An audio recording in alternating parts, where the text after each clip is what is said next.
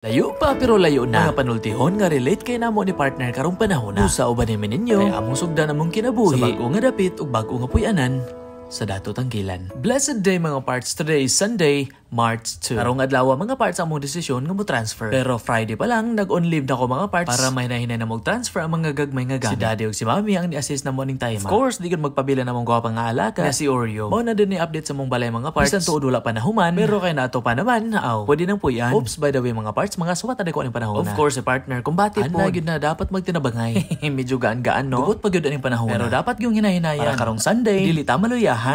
Sumo ni tanan mong gihakot atong Friday. Ug karon mga parts mo na niyang adlaw. Hot doon na namog hakot ang tanan. Big shout out ko ni Alfred Israel. Yoy ni timbang na kong pangaswat aning panahon na. Kay ug wala pa bughat na. Big shout out pod kay Althea Gaho. Siya among driver karon. Kay kun ako mo'y pa-drive. Siguro yung ligidlok doon. O Israel, okay ka ba dyan? Awi diya ha, kabisag mabilin ka. Kabota mo sa balay, una namang gidiskarga kining cabinet nga dako. Sunod ang refrigerator, ang bedding, mga gagmay nga gamit, ug ang uban pa. Ning time mga parts nag-install pud sila sa kuryente para muhayag na pagkagabi. Wani Elias ang sidangan mga parts. Uhahay! Tapos na namang gihakot ang higdaanan ug mga lingkuranan. Ug nagpabilin din ko sa apartment mga parts para ako malimpyuhan before na mo biyaan. Human sa usa ka adlaw nga paghakotay, panahon na nga mga range para mahapsay. Una sa tanan ato sang vacuuman para mga abog makuha-kuhaan. Of course, si partner mo akong katimbang. Kunya kay human naman migpang vacuum. Sunod nga himuon magbutang og floor mat sa salog. Kay human na naman sa right side og butang sa left side among banatan. Sa wakas mga parts na human ra gyud na mo og butang. Upside ng lantawon, pwede na may manihapon.